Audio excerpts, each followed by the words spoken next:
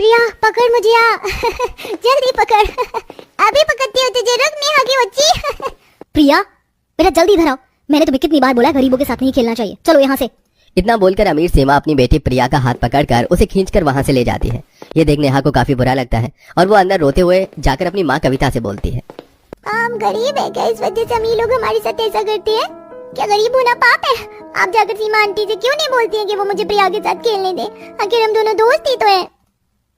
नहीं बेटा ऐसा नहीं बोलते, वो तुमसे बड़ी हैं, तुम्हें उनकी इज्जत करनी चाहिए। और ये अमीरी गरीबी तो बस बोलने वाली बात है, क्योंकि अमीर के पास पैसा होता है इसलिए वो गरीबों को पसंद नहीं करते। पर इसका मतलब ये नहीं कि हम किसी से नफरत करें। कोई हमारे साथ कितना ही बुरा क्यों ना करे, पर तुम हमेशा उनके साथ अच्छा ही करना, क्योंकि भगवान उन्हीं के साथ होते हैं जो अच्छे कर्म करते हैं। जहाँ कविता अपनी बेटी को अच्छी शिक्षा दे रही होती है तो वहीं अमीर सीमा अपनी बेटी को गरीबों से दूर रहने की शिक्षा देती है। बेटा कितनी बार बोला है गरीबों से दूर रहा करो, ये गरीब बहुत लालची होते हैं, हमारे साथ रहकर हमारे पैसों पर नजर रखते, इसीलिए दोस्ती हमेशा बराबर वालों से करनी चाहिए। कल से उस लड़की के साथ मत रहना। अब इसी तरह कुछ दिन बीत जाते हैं और एक दिन, सीमा बेटा मैं जब तक रोटी बना रही हूँ तुम दाल में तड़का लगा लो, मैं तुम्हें बताती जाती हूँ, वैसे ही करना। अब जैसे कविता अपनी बेटी को बताती जाती है वैसे ही नेहा दाल में तड़का लगा देती है। इस तरह कविता समय के साथ न अपनी बेटी को अच्छी शिक्षा बल्कि उसे घर के काम करना भी सिखाती है। तो वहीं जब शांति अपनी पोती को काम बोलती है, अरे बेटा सारे दिन बस खेलती रहती है, थोड़े काम करने सीख ले, लड़कियों को घर के काम करने आने चाहिए। जाकर रसोई से 2 रोटी ले आ। मैं क्यों लाकर दूं रोटी, घर में क्या नौकर नहीं रखे हैं? और आप मुझसे काम मत बोला करो, मैं कोई गरीब नहीं हूँ। क्यों माँ, सही कहा ना मैंने? बहू देख रही है हमारी प्रिया कितनी बदतमीज हो रही है, तो इसे अच्छी परवरिश नहीं दे रही। क्या माँ जी आप भी ना बच्चों की बात को दिल पर लगाकर बैठ रही है। प्रिया बेटा तुम भी दादी की बातों को दिल पर मत लेना, दादी की उम्र हो गई है इसलिए ऐसी बातें कर रही है। तुमने बिल्कुल सही बोला, घर में नौकर क्यों रखे हमने, वो क्या मुफ्त की सैलरी लेंगे? जाओ तुम जाकर खेल लो, मैं नौकर से कह देती हूँ।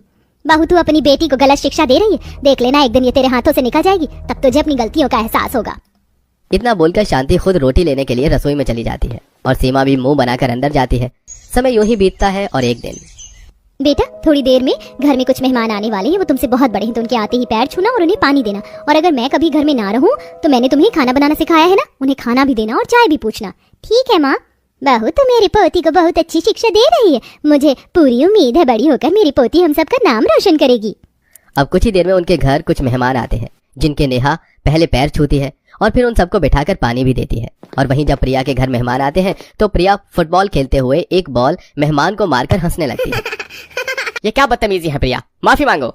मैं नहीं मांगूंगी माफी माँ। आपने देखा पापा मुझे घर आते ही इन 2 कौड़ी के मेहमानों के लिए सुना रहे हैं, मैंने कुछ भी जानबूझकर तो नहीं किया। सच में दिनेश भाई साहब गलती करी हमने यहाँ आकर, अरे इतनी बदतमीज बच्ची हमने आज तक नहीं देखी। आप सब बेकार ही नाराज हो रहे हैं, प्रिया भी बच्ची है, नादान है, उसे ऐसे मत डांटो। बेटा तुम बाहर जाकर खेल लो। इस तरह सीमा बेटी के सामने ही उसकी तारीफ करती है और उसकी गलती पर उसे बढ़ावा देती है, जिस वजह से प्रिया और भी ज्यादा बिगड़ जाती है। समय यूं ही बीतता है और देखते ही देखते दोनों बेटियां 20 साल की हो जाती हैं और आज दोनों का कॉलेज का पहला दिन होता है। प्रिया क्लासरूम के बाहर अपनी सहेली के साथ खड़ी थी। वो देख प्रिया, वही गरीब लड़की क्लास में जा रही है, चलो उसका बैग छीनते हैं। तो ठीक है, करते हैं आज उसे परेशान। इस तरह प्रिया अपने दोस्त के साथ मिलकर उस लड़की का बैग छीन लेती है और अपने एक दोस्त से दूसरे दोस्त के हाथ में बैग फेंकती है और उस लड़की को परेशान करती है। ये तुम लोग क्या कर रही हो, प्लीज मेरा बैग दे दो। प्रिया अपने नालायक दोस्तों का साथ छोड़ दो वरना किसी दिन मुसीबत में फंस जाओगी, और अब मेरी दोस्त का बैग दो वरना मैं तुम्हारे पापा से शिकायत कर दूंगी। सही कहती थी माँ, तुम गरीब बहुत तेज होते हो, अगर तुम मेरी पड़ोसन ना होती तब मैं तुझे बताती।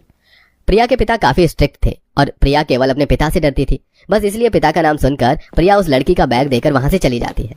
इसी तरह कुछ दिन बीत जाते हैं और एक दिन कैंटीन में प्रिया अपने कुछ दोस्तों के साथ जाती है। तभी एक बूढ़े वेटर के हाथों से खाना प्रिया के ऊपर गिर जाता है और ये प्रिया को बर्दाश्त नहीं होता और प्रिया उस बूढ़े आदमी को एक थप्पड़ लगा देती है। बूढ़ा कहेगा, अब तेरी उम्र हो गई है, नौकरी छोड़कर घर पर मुफ्त की रोटियां तोड़नी शुरू कर दे, मेरी पूरी ड्रेस खराब कर दी। प्रिया ये तुम क्या कर रही हो? बाबा तुम्हारी दादी की उम्र के हैं। बाबा प्रिया की तरफ से मैं आपसे माफी मांगती हूँ, चलिए। बेटा तुम दोनों एक ही उम्र के हो, पर तुम दोनों में कितना फर्क है, इसे कहते हैं संस्कार। तुम्हारे माता पिता ने तुम्हें कितने अच्छे संस्कार दिए हैं और इसके संस्कार देखो। बूढ़ा आदमी नेहा के साथ वहां से चला जाता है और प्रिया मुंह बनाने लगती है। समय यूं ही बीतता है और बीतते समय के साथ प्रिया अपने बिगड़े दोस्तों के साथ रहकर पूरी तरह बिगड़ जाती है। अब वो घर में किसी से सही से बात नहीं करती और अक्सर लेट नाइट पार्टी करती और कई बार तो ऐसा होता कि वो घर ही नहीं आती। तो वहीं समय पर नेहा अपने घर जाती है और घर जाकर घर के कामों में अपनी माँ की मदद करवाती है और शाम को खेत जाती है। ये सब देख दिनेश, देख रही हो तुम नेहा को, कविता बहन ने कितने अच्छे संस्कार दिए हैं अपनी बेटी को। वो लड़की समय से कॉलेज से घर आती है और घर में अपनी माँ का काम करवाती है और उसके बाद खेत पर जाती है। और एक हमारी बेटी को देखो, रात के 12 बज चुके हैं पर अब तक उसका कोई अता पता नहीं है और ना ही उसका फोन लग रहा है। अरे पूछो अपनी बेटी से आज घर आना भी है उसे या नहीं। आप क्यों मेरी बेटी के पीछे लगे रहते हैं? अरे यही तो उसकी उम्र है जिंदगी जीने की, उसे जीने दीजिए ना उसकी जिंदगी अपने हिसाब से। इतना सब कुछ होने के बाद भी सीमा अपनी बेटी का ही साथ देती है। समय यूं ही गुजरता है और एक रात नेहा घर का काम करके अपने पिता के पास खेत जाती है और सब्जी, घास और सूखी लकड़ियां लेकर साइकिल पर अपने पिता के साथ घर आ रही होती है और चलते हुए दोनों बातें कर रहे होते हैं। नेहा बेटा, अब तो खेत मत आया कर, खेत में काम बढ़ गया है। मुझे घर आते हुए 11-12 बज जाते हैं। अच्छा नहीं लगता, अब तेरी शादी की उम्र हो रही है, मुझे तेरी फिक्र सताती है। ठीक है पापा, अगर आप कहते हैं तो कल से नहीं आऊंगी, पर आपको भी मुझसे वादा करना होगा कि आप अपना काम जल्दी खत्म करके घर आओगे। जहाँ एक तरफ नेहा समझदार बेटी की तरह अपने सारे फर्ज निभा रही होती है, तो वहीं बिगड़ी बेटी की तरह प्रिया अपने दोस्तों के साथ ड्रिंक करके घर जा रही होती है। जहाँ एक लड़का उसे छेड़ने लगता है और नशे की हालत में प्रिया उस लड़के को एक थप्पड़ मारती है। तुम्हें क्या लगता है कि मैं नशे में हूँ तो तुम मेरा फायदा उठाओगे? लगता है अब मेरा थप्पड़ खाकर तुम होश में आ गए होगे। तूने मुझे थप्पड़ मारा, अभी बताता हूँ मैं तुझे। इतना बोलकर वो गुंडा अपने कुछ दोस्तों को बुला लेता है और गुंडों को देख प्रिया के सभी दोस्त वहां से भाग जाते हैं और वो गुंडे प्रिया को घेर लेते हैं। प्रिया भागने की कोशिश करती है पर वो गिर जाती है और उसके कपड़े फट जाते हैं। पर सही मौके पर वहां पर नेहा अपने पिता के साथ आ जाती है और ये देख अपने पिता से कहती है, पापा वो तो प्रिया है, हमें उसकी मदद करनी चाहिए। वैसे भी माँ कहती है कोई हमारे साथ कितना ही बुरा क्यों ना करे, पर हमें उनकी मदद हमेशा करनी चाहिए। हाँ बेटा, तू पुलिस को फोन कर, मैं उन गुंडों को देखता हूँ। नेहा जल्दी से पुलिस को फोन करती है और दोनों बाप बेटी उन गुंडों से भिड़ जाते हैं और पास में रखा डंडा उठाकर मारने लगते हैं। तुम्हें क्या लगा तुम अकेली लड़की को देख उसका फायदा उठा पाओगे? हमने पुलिस को बुला लिया है, अब पुलिस आकर तुम्हें सीधा करेगी। कुछ देर में वहां पुलिस आ जाती है और नेहा अपने पिता के साथ प्रिया को अपने घर ले जाती है और उसे नींबू चटाती है और नींबू पानी पिलाकर उसका नशा खत्म करती है। कुछ देर बाद होश में आकर प्रिया रोते हुए नेहा से माफी मांगती है। नेहा मुझे माफ कर दो, मैंने आज तक जो भी तुम्हारे साथ किया, तुम बहुत अच्छी हो। मेरी माँ ने सच में मुझे बिगाड़ दिया, मुझे अच्छी परवरिश नहीं दी। अगर उन्होंने मुझे अच्छी परवरिश दी होती तो शायद आज मैं ऐसी ना होती। बेटा, माँ बाप की परवरिश से ज्यादा इंसान तब सीखता है जब उसे ठोकर लगती है, और तुम्हें सबक मिल चुका है। ये कपड़े पूरे फटे हुए हैं, तुम मेरी बेटी के कपड़े पहनकर सुबह होते ही अपने घर चली जाना। हम तुम्हारे माता पिता को कुछ नहीं बताएंगे। इस तरह कविता सारी रात प्रिया को अपने घर सहारा देती है और सुबह होते ही प्रिया नेहा के कपड़े पहनकर अपने घर जाती है, जहां उसकी माँ गरीबों वाले कपड़े देख अपनी बेटी पर भड़कने लगती है। ये किस गरीब के कपड़े पहने तुमने? तुम्हें मैंने कितनी बार बोला है ना, गरीबों से दूर रहा करो। तुम अब तक नहीं सुधरी? अभी मेरे साथ चलो उस गरीब नेहा के घर, ये उसी के कपड़े है ना।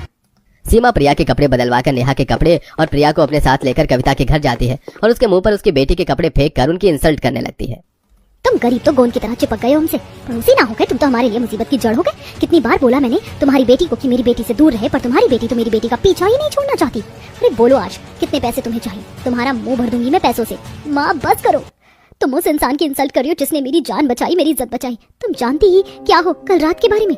तुम्हें होश भी रहता है मैं कहाँ रहती हूँ? अरे तुम्हें क्या होश रहेगा जब होश मुझे ही नहीं रहता? ये सब तुम्हारी ही वजह से हुआ है। तुमने ही मुझे ऐसी परवरिश दी और मैं इतनी बदतमीज हो गई।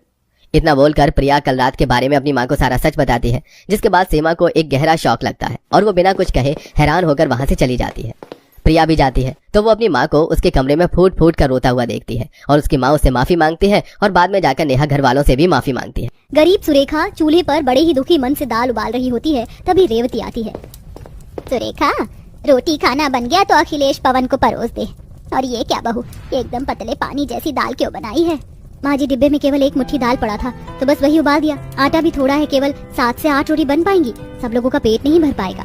ऐसे बोलते हुए सुरेखा के शब्दों में घर में छाई अतः गरीबी और भूखमरी भरे हालात साफ साफ झलक रहे थे। चल, जितनी रोटियां पकती हैं उसमें घर के मर्दाना खा लेंगे, उन्हें सारा दिन बाहर जाकर कड़ी धूप में मेहनत करना है। बाकी मैं और तू और किरण मकई का सतुआ पड़ा है ना, घोल कर पी लेंगे। जाने हमारे घर से गरीबी कब जाएगी। सुरेखा पवन अखिलेश को पानी वाली दाल के साथ रोटी परोस देती है। तभी देखा देखी बच्चे भी खाना मांगते हैं। मम्मी मम्मी, मुझको भी दाल रोटी दे दो, भूख लगी है और मैंने कल रात को खाना नहीं खाया था, तो रात के बदले का खाना मुझको अभी देना, पूरी 4 रोटी देना। पारस बेटा, थोड़ी देर इंतजार करो, पिताजी और चाचा को खा लेने दो, फिर मैं देती हूँ। नहीं नहीं, मुझे अभी खाना चाहिए तो चाहिए। भाभी लाकर दे दीजिए ना। सुरेखा पारस को 1.5 रोटी और दाल डाल कर देती है तो वह डबडबाई आंखों से कहता है, माँ ये दो, पूरी 2 रोटी भी नहीं है, इतने में मेरा पेट नहीं भरेगा। पारस ऐसे जिद नहीं करते बेटा, खा लो। और अभी बड़ी दादी और दादाजी भी खाने को बाकी बचे हैं, रोटी कम है। सुरेखा, ये मेरी थाली में एक रोटी बच रही है, पारस को दे दो, खा लेगा। मैं जानती हूँ जी, आपने अपनी भूख मार कर ये रोटी छोड़ दी ताकि पारस भरपेट खा सके। क्यों माँ अन्नपूर्णा, जिस घर में तुम्हारे एक एक दाने की कदर होती है फिर भी उन्हें भरपेट खाना नसीब नहीं होता है, वहीं अमीर एक खाने के पीछे लाखों रुपए खर्च करते हैं लेकिन अन्न की कदर नहीं करते। अच्छा माँ बाबूजी, हम चलते हैं। अच्छा बेटा, ध्यान से जाना, बाहर बहुत कड़ी धूप पड़ रही है।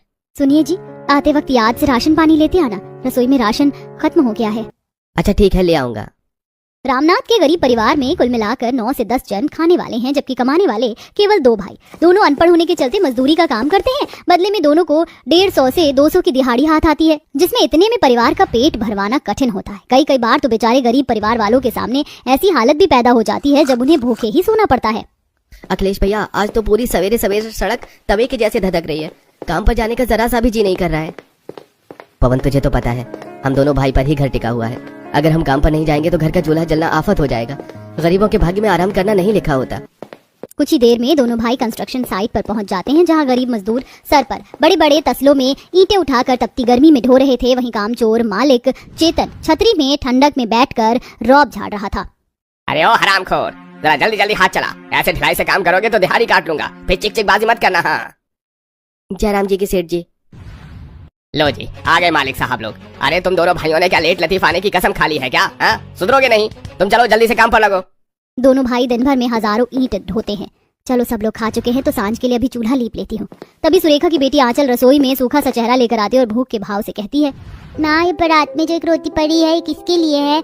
मैं खा लूँ क्या? मुझे और भूख लगी है। नहीं बिटिया, ये रोटी किरण बुआ के हिस्से की रखी है, वो खाएंगी। ठीक है माँ। बेचारी आंचल भूखी शक्ल लेकर बाहर चली जाती है। ऐसे ही सिलसिला जारी था। एक दोपहर में बूढ़ी दादिया सास सीतामणि दरवाजे पर बैठी थी, तभी उसे खुशबू आती